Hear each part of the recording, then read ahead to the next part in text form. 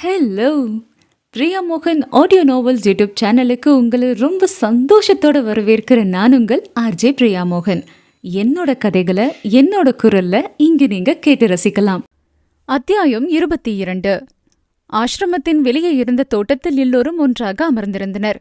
12 குழந்தைகள் உட்பட 60 கடந்த 4 பெரியவர்கள் வாந்தி மயக்கம் என்று மருத்துவமனைக்கு சென்று வந்திருந்தனர். அவர்கள் ஓரளவு தெளிய கிட்டத்தட்ட 2 நாட்கள் ஆனது. இன்னமும் அவர்கள் பழைய நிலைக்கு மீண்ட பாடில்லை. மருந்து மாத்திரை கொடுத்து ஓய்வெடுக்க சொல்லி அனுப்பியிருந்தனர். ஆசிரம நிர்வாகியின் அருகே அமர்ந்திருந்த அண்ணா, ஆஸ்பத்திரி ரிப்போர்ட்டெல்லாம் பத்திரமா வச்சுத்தப்பா, தேவைப்படும் என்று சொல்ல அவர் பதிலை சொல்லவில்லை. ஆமாமா, நாலு பின்ன காட்டணும்ல என்று தாஸ் சொல்ல அவரை குறுகுருவென பார்த்தான் அண்ணாமலை. அவன் பார்வையில் நெளிந்தவர், என்ன அண்ணா மாப்பிள தம்பி, வச்சக்கண்ணு வாங்காம இந்த மாமனை பாக்குறீங்க என்று கேட்டிட, இல்ல கொஞ்ச நாளா நீர் 3 வேளையும் இங்கதானே திங்கறதா கேள்விப்பட்டேன் என்று முடிக்காமல் இழுத்தான் அண்ணாமலை. ஆமா மாப்பிள தம்பி, சும்மாவே வீட்டில இருந்து என்ன செய்யறதுன்னு நேரமே இங்க வந்துடுவேன் என்று சிரித்தார் தாஸ். ஓஹோ, அப்ப எப்படி அன்னைக்கு காலையில மட்டும் சரியா இங்க வந்து சாப்பிடாம எஸ்கேப் ஆனீங்க என்று புருவம் இடுக்கி வினவ, அப்படி கேளு அண்ணா, இவருக்கு ஏதோ தெரிஞ்சிருக்கு, அதான் நைசா நழுவி நம்ம வீட்டுல சோறு தின்றுருக்காரு என்று ஏத்தி விட்டான் சேகர். எனக்கென்னமோ இந்த மாமா மேலதான் சந்தேகம். முன்ன மாதிரி நிம்மதிக்கிட்ட காசு நோட்ட முடியலன்னு கை செலவுக்காக இந்த வேலை பார்த்திருக்குமோ என்று ஐயப்பன் சொல்ல, தாசுக்கு அதிர்ச்சியில் நாக்கு அசையாமல் அந்தரத்தில் தொங்கியது. சச்ச, அப்படியெல்லாம் இருக்காதரா என்ற நந்தாவின் சொல்லில்தான் தாசுக்கு அதிர்ச்சியின் அளவு சற்றே குறைந்தது. அப்படி எதுனா செஞ்சிருந்தா ஏன் ஞாயிற்றுக்கிழமை இங்க வந்து மூக்கு முட்டை தின்னுட்டு மறுநாள் வர வவுறு சரியில்லாம கிடக்க போறாரு என்று நியாயம் பேச, இது சற்று யோசிக்க வேண்டிய விஷயம்தான் என்றான் ஐயப்பன் நாடகபாணியில். நாம இத்தனை பேசுறோமே, நான் அப்படி இல்லப்பான்னு ஒரு வார்த்தை மறுத்து பேசுறாரா பாரு. சேகர் மீண்டும் ஏத்திவிட அவசரமாய் வாய் திறக்க போன தாசை முந்தி, அவர் எப்படிரா சொல்லுவாரு, குற்றமுள்ள நெஞ்சு குறுக்குறுக்குமா இல்லையா என்று மீண்டும் ஐயப்பன் சொல்ல, டே டே டே டே, மனசாட்சி இல்லாம இப்படி அடுக்கிக்கிட்டே போறீங்களடா, இது நியாயமா, அடுக்குமா, போறது புள்ள பூச்சின்னு தெரிஞ்சு கூட எப்படிரா புளிய கண்ட மாதிரியே நடிக்கிறீங்க என்று 4 பக்கமும் இருந்த நால்வரையும் பார்த்து கையேந்தி பரிதாபமாய் அவர் கேட்க, அண்ணாமலை உதட்டை அழுந்த மூடி சிரிப்பை மறைத்துக் கொண்டு அமர்ந்திருந்தான். புளிய கூட நம்பிடலாமாமா, புள்ள பூச்சியத்தான் நம்பவே கூடாது என்று சேகர் சொல்ல, டே, போன வாரம் உன்னை கேட்காம அந்த ஓட்ட சைக்கிளை ஓட்டிட்டு போயிட்டேன்னு தானே இப்ப என்ன வம்புக்கு இழுக்கிற நீ என்று முறைத்தார் தாஸ். ஓட்டிட்டு போனதும் இல்லாம ஓட்டன்னு நொட்டா வர சொல்றியா நீ? சேகருக்கும் தாசுக்கும் வாய்ப்போர் ஆரம்பமானது. அண்ணாமலை குறுக்கிடாமல் அமைதியாய் பார்த்து கொண்டிருந்தான். கடந்து சென்ற 3 நாள் பரபரப்பிற்கும் பதட்டத்திற்கும் இது சற்று இளைப்பாறுதலாய் இருந்தது. உள்ளே இருந்தவர்களிடம் பேசிக் கொண்டிருந்த நிம்மதியும் தேன்மொழியும் இவர்கள் போட்ட சத்தத்தில் வெளியே வந்துவிட்டனர். மகளை கண்டதும் வேகமாய் அவளிடம் சென்ற தாஸ், எம்மா பாருமா, அந்த பயலுவல சும்மா இருக்கிற நீ வில்லன் ரஞ்சுக்கு பேசிட்டு இருக்கானுவ என்று சொல்ல, என்னவா என்றாள் நிம்மதி பொதுவாய் ஒரு பார்வை பார்த்து. ஒருவரும் வாயே திறக்கவில்லை. டே, இப்ப பேசுங்கடா, இப்ப பேசுங்க. தாஸ் முன்னே சென்று தைரியமாய் அழைக்க சேகர் அடிக்கண்ணால் முறைத்தான். இத பாருமா, முறைக்கிறான் இவன். சின்ன பிள்ளை போல மகளிடம் அவர் பிராது சொல்ல, நான் கவனிச்சுக்கிறேன், நீங்க போய் கொஞ்சம் தூங்கி எழுமுங்கப்பா, போங்க என்றாள் நிம்மதி. சரிம்மா என்று உடனே கேட்டுக்கொண்டவர் தோளில் இருந்த துண்டை உதறி மீண்டும் மேலே போட்டுக்கொண்டு மிடுக்குடன் உள்ளே சென்றார். அண்ணாவின் அருகே இருந்த சேரில் அமர்ந்த நிம்மதி, பரதன் இன்னுமா வரல என்றாள் வாசலை பார்த்தபடி. வந்துடுவான் என்ற அண்ணாவும் அவனுக்காகத்தான் காத்திருந்தான். ஹாஸ்பிட்டல் ரிப்போர்ட்ஸ் எல்லாம் 2-3 காப்பி ஜெராக்ஸ் எடுத்து வச்சுக்கணும் நிம்மதி சொல்ல, சித்தப்பா கிட்ட நானா தான் சொன்னேன் என்ற அண்ணா. நஸ்தப்பா என்ற அருகே இருந்தவரிடம் கேட்க அவர் பதில் சொல்லவே இல்லை. அவர் முகத்தை பார்த்தபடி எல்லோரும் இருக்க, உன்கிட்டதான் பேசுறேன் சித்தப்பா என்ற அண்ணா அவர் தோளில் கையை போட, எட்ரா கைய என தட்டி விட்டார் அவர். அவரை என்ன என்பது போல எல்லோரும் பார்க்க, எதுக்கு இப்ப சிலுத்துக்கிற நீ என்றான் அண்ணா. அப்போதுமே அவர் பேசாமல் இருக்க, என்ன கோவம் உங்களுக்கு என்றாள் நிம்மதி அவரிடம். அவள் கேட்டதும் நிமிர்ந்த அண்ணாவை முறைத்தவர், யாருவன் என்றார் அண்ணாவை காட்டி. இவனா வருவான், பேசுவான், சிரிப்பான், ஒரு நாள் முறைச்சிட்டு மாசக்கணக்கா பேசாம போவான், மறுபடி வந்து அவனே ஒன்னும் நடக்காத மாதிரி பேசுவான், நானும் சரின்னு சொரணக்கிட்டு பேசிடணுமோ என்ற நிம்மதியிடம் பார்வை வைத்து கேட்டிட, இப்ப என்ன பண்ணணும் நான் இவருக்கு என்று நிம்மதியிடமே கேட்டான் அண்ணாமலை. இவன் மலை இறங்கி வந்ததே போதும் என இருக்க, இவர் இப்போதுதான் இதை பேச வேண்டுமா என்று எல்லோருக்குமே தோன்றியது. அண்ணா விடுங்களேன் அவள் நயமாய் சொல்ல, எதுக்கு விடணும் மதி, எல்லாரும் இவனை தாங்க போய் தான் இவன் தலைமையில ஏறி உட்காந்துருக்கான். கோச்சிட்டு போக மட்டும் உரிமை இருக்கு அவனுக்கு, தலைஞ்சு வந்து மன்னிப்பு கேட்க கிரீடம் இடிக்குதோ என்று திட்ட ஆரம்பித்தார். அண்ணாமலை கண்டு கொள்ளவே இல்லை. அவன் அசட்டையாய் இருந்தான். நிம்மதி தவிர யாருமே பேசக்கூட முயலவில்லை. ஏதாவது பேசப்போய் அண்ணாவின் கோபத்தை சம்பாதிக்க அவர்களுக்கு விருப்பமில்லை. சற்று நேரம் அமைதியாயிருக்க பரதனின் சைக்கிள் அங்கே வந்து சேர்ந்தது. சட்டைக்குள் வைத்திருந்த காகிதத்தை எடுத்துக்கொண்டு நிம்மதியிடம் விரைந்தான் அவன். அவனை கண்டதும், இவன் உன்கிட்ட பேசிட்டானாடா என்று அண்ணாவை காட்டி கேட்டார் சித்தப்பா. அவனோ முகமெல்லாம் விகாசிக்க, பேசிட்டான் என்று சந்தோஷமாய் சொல்ல, கோச்சிட்டு பேசாம இருந்ததுக்கு காரணமோ வருத்தமோ ஏதாவது சொன்னானா என்று அடுத்து கேட்க, அவனோ அதெதுக்கு என்று விட்டான். அதாண்டா, இப்படியே விட்டு விட்டுத்தான் அவனை நாசமாக்கிட்டீங்கடா என்று தலையில் அடித்துக் கொண்டார் அவர். நிம்மதி அவன் கொடுத்த காகிதத்தை அவசரமாய் பிரித்து படித்தாள்.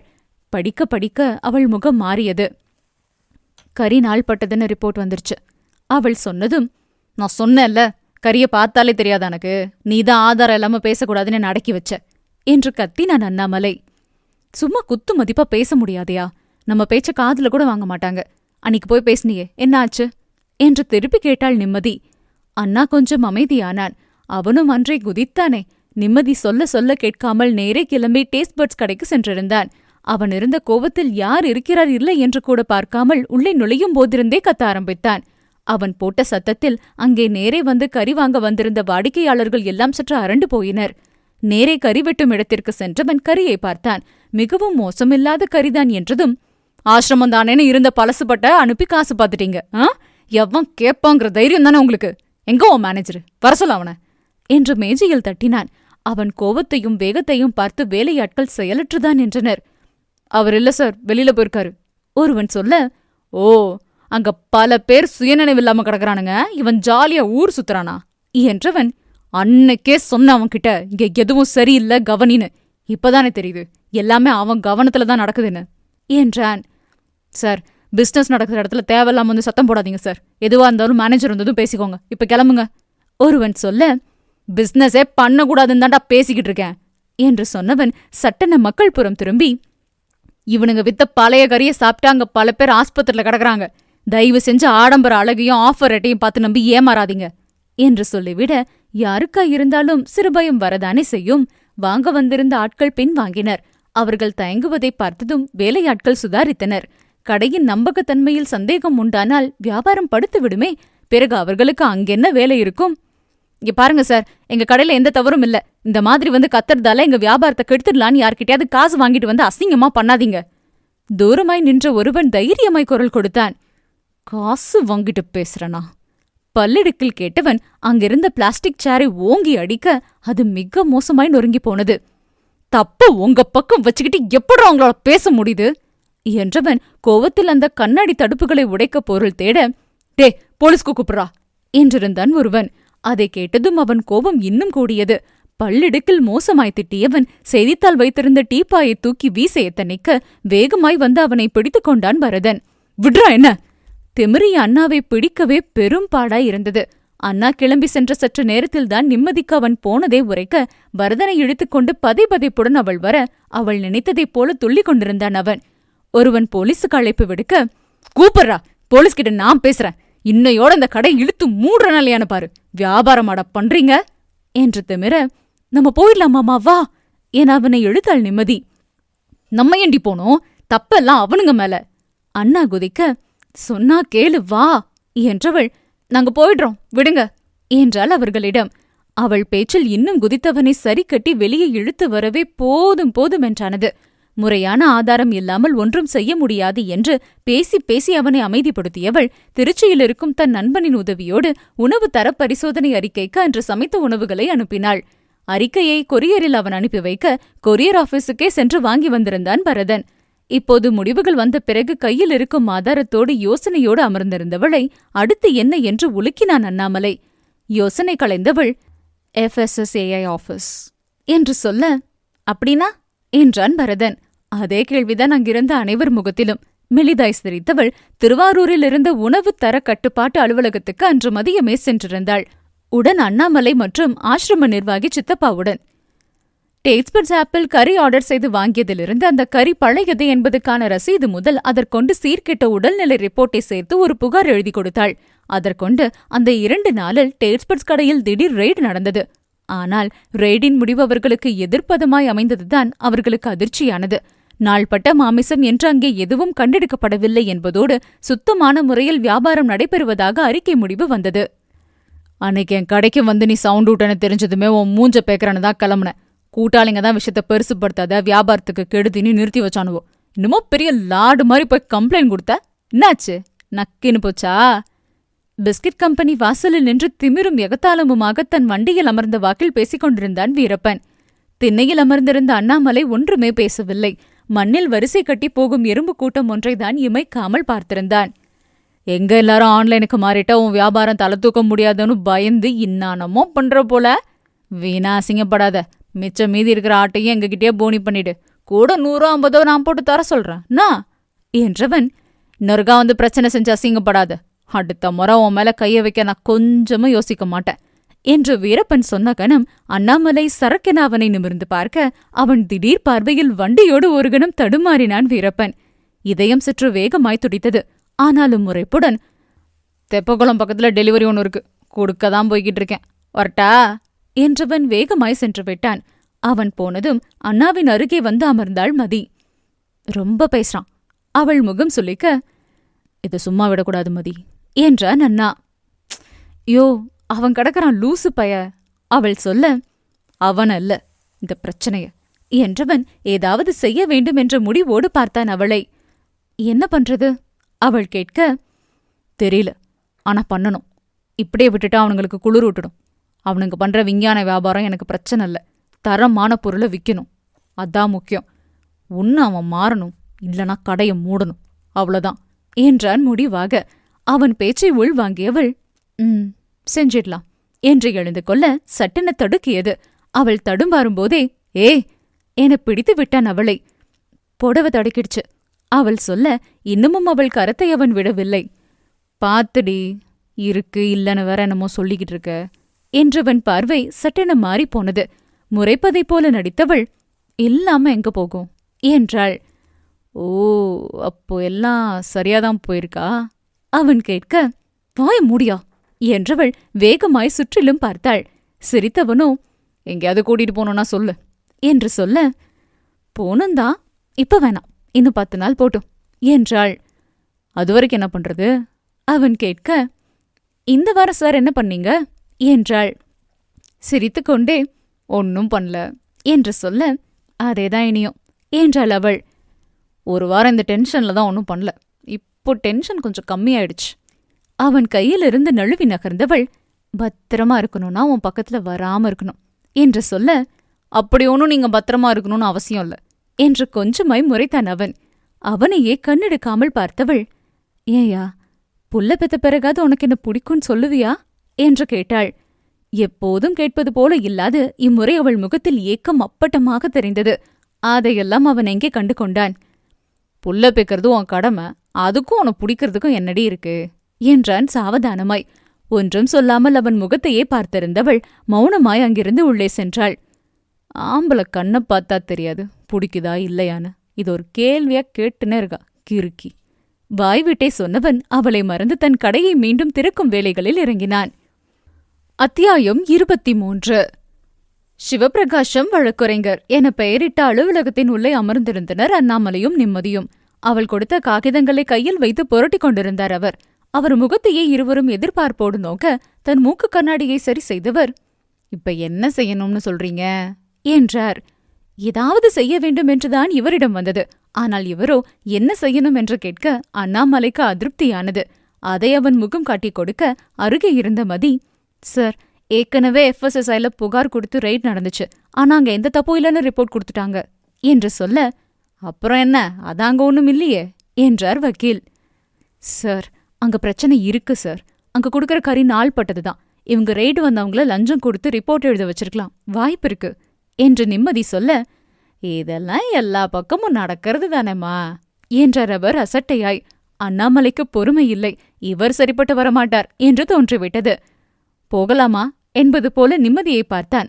அவளுக்குமே இது தேராது என்ற எண்ணம் வந்திருக்க, இருந்தாலும் பேசிப் பார்க்கலாம் என்று, சார், அவங்க மேல கன்சியூமர் கோர்ட்ல கேஸ் போடணும் சார். அவங்க கிட்ட வாங்கின உணவுப் பொருள் தரமா இல்லாததுனால 12 பேருக்கு உடல்நிலை கெட்டுருச்சு.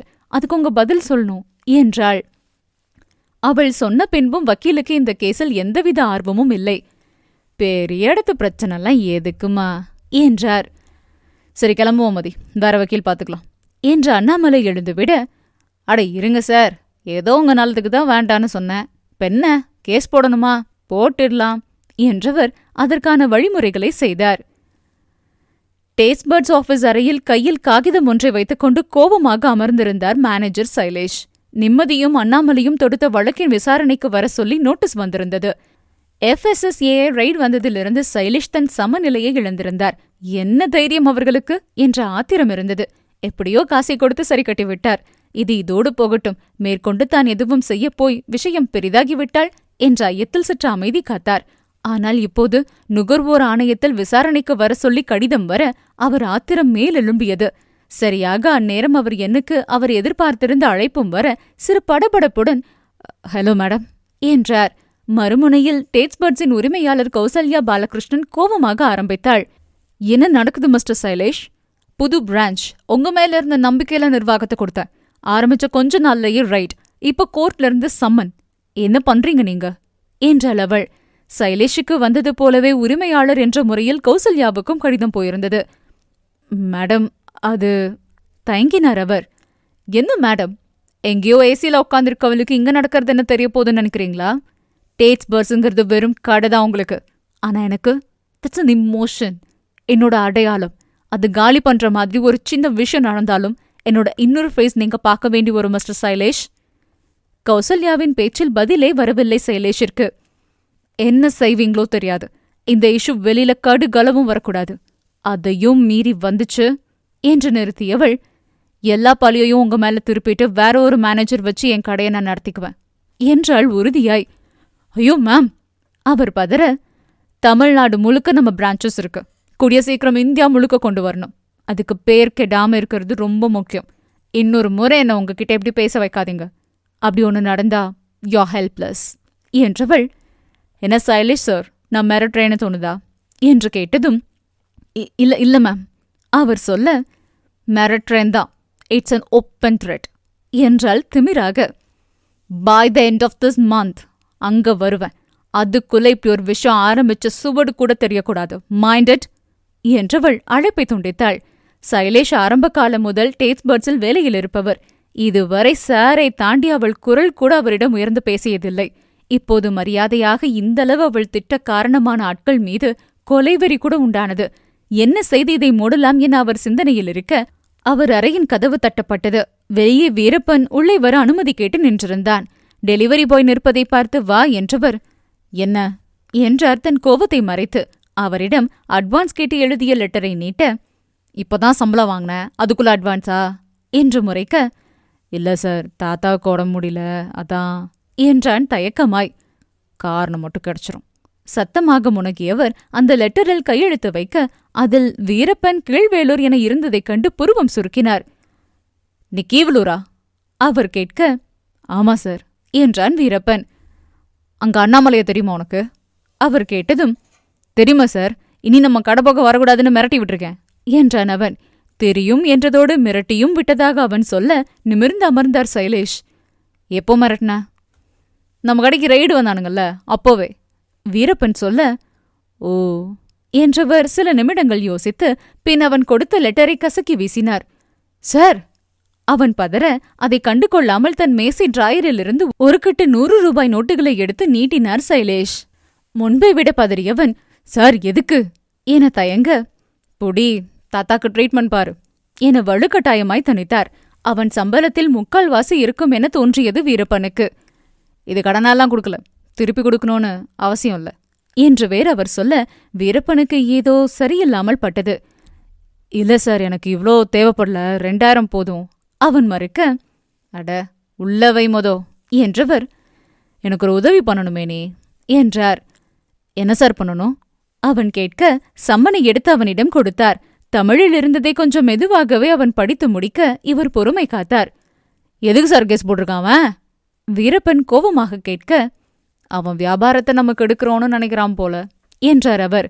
அவன் கடுகடுத்த முகத்தோடு அந்த காகிதத்தை பார்த்து கொண்டு நிற்க, அவன்கிட்ட பேசி பார்க்க முடியுமா இத வித்ட்ரா பண்ண சொல்லி என்று கேட்க, திருப்பி வாங்குறதா?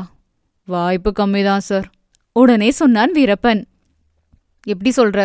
அவர் கேட்க, அவனுக்கு இப்படி கேஸ் போடுற அளவெல்லாம் மூளை வேலை செய்யாது சார். இங்க வந்து ரகலை பண்ணதான் மூளை வேலை சொல்லும் என்றவன், இது அவன் பொண்டாட்டி வேலையா இருக்கும் என்றான் உறுதியாய். அவ சொல்றதை இவன் செய்யறான். இவனை கூட பேசி சரி கட்ட முயற்சி பண்ணலாம். ஆனா அவருக்காலே அகம் பிடிச்சவ என்றவன் வார்த்தைகளில் மட்டும்தான் வெறுப்பும் துளிர்கோபமும். முகம் கனிந்திருந்தது. துல்லியமாய் கவனித்தவர், யார் அவன் பொண்டாட்டி என்றார். சொல்ல வந்தவன் ஒரு நொடி நிறுத்தி, அதோ என்றான். தன் மேஜை மீது அவன் காட்டிய இடத்தில் இருந்த பிளாஸ்டிக் டப்பாவை கையில் எடுத்து பார்த்தவர் அதில் ஒட்டி இருந்த லேபிளை படித்தார். நிம்மதி பிஸ்கெட்ஸ். காடை திறக்கலாம்னு முடிவு பண்ணதே பெருசு. இதுல நீ வேற யாமமா குறுக்க பூந்து ஆட்டைய கலக்கிறீங்க. கை கால் முகம் கழுவி கொண்டு உள்ளே வந்து அமர்ந்ததும் தாசிடம் பேச்சை ஆரம்பித்தான் நந்தா. இரவு கடை முடித்து அப்போதுதான் ஐவரும் வந்திருந்தனர். அண்ணாமலையின் வீட்டில்தான் அன்று அனைவருக்கும் இரவு உணவு. மணி 10 தாண்டி விட்டாலும் எல்லோரும் ஒன்றாக அமர்ந்து உண்ணலாம் என்று சொல்லி நிம்மதியும் தேன்மொழியும் காத்திருக்க, இப்போது உணவு பாத்திரங்களை கூடத்தில் கொண்டு வந்து அடுக்கிக் கொண்டிருந்தாள் தேன்மொழி. கடையில் மீதமான சிக்கன் பக்கோடாவுடன் சேர்த்து சாதம், குழம்பு, பொரியல் என பரிமாறியவள் தனக்கும் போட்டுக்கொண்டு அமர்ந்து விட்டாள். தே தம்பே, நல்லா போய்கிட்டு இருந்த கடைய இப்படி மாசக்கணக்கா மூடி போட்டீங்க. மறுபடி அதை திறக்கும்போது நல்ல நேரம், காலம், போக்கு வரத்து எல்லாம் பார்த்து சின்னதா ஒரு பூசையை போட்டுத்தான் தொடங்கணும். அப்பத்தான் எப்பக்குமே கடை மூடுற நிலையே வராம இருக்கும் என்றவர், அப்பளம் இருக்காமா என்றார் தேன்மொழியிடம். ஓ, பூசையெல்லாம் போட்டு திறந்தா கடையை மூட முடியாதா என்றான் சேகர் இடக்காக. பின்ன ஒரு பவர் வரும்ல என்ற தாஸ், கண்ணு ஒரு அப்பளம் கொடுமா என்று சொல்ல, அப்ப பகல முடிச்சு நைட்டுக்கு கடை அடைக்கணுமே, மூட முடியாம போயிட்டா என்ன செய்ய என்று பரதன் நக்கலாய் கேட்டிட தாஸ் முறைக்க, டேய் என்றாள் நிம்மதி. உடனே, ஐயோ அண்ணிங், நீங்க இருக்கீங்க பாக்லிங், மன்னிச்சுக்கங் என்று சம்மணமிட்ட வாக்கில் பாதி குனிந்து கை கட்டி பரதன் சொல்ல, அண்ணாமலை சத்தமின்றி குலுங்கினான். மற்றவர்கள் பல் தெரிய சிரிக்க, ஓய் என்னடா என்றாள் நிம்மதி முறைப்பாக. பரதன் சிரித்துக்கொண்டே ஒன்றும் பேசவில்லை. எல்லாருக்கும் பயம் விட்டு போச்சு போல என்ற நிம்மதி அண்ணாமலையைத்தான் முறைத்தாள். அவன் இவள் பக்கம் பார்த்தால்தானே. ஒரு அப்பளம் கொடுமா தாஸ் மீண்டும் கேட்டார்.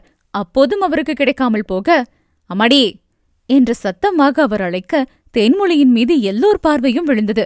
ஆனால் அவளோ இமைக்காமல் பரதனை மட்டுமே பார்த்து கொண்டிருந்தாள். கையில் அள்ளிய சோறு வாயை சேராமல் கையிலேயே இருந்தது. சிலை போலதான் இருந்தாள் அவள். இப்போது எல்லோரும் நம்மட்டு சிரிப்புடன் பரதனை பார்க்க நெளிந்தான் அவன். புதிதான உணர்வில் அவஸ்தையாக இருந்தது. இவ எதுக்கு இப்படி பாக்குறா என்று கோபம் போல உள்ளுக்குள் திட்டினான் அவளை. அவள் முழங்கையில் இடித்த நிம்மதி, போதுமா என்றாள் சத்தமாய்.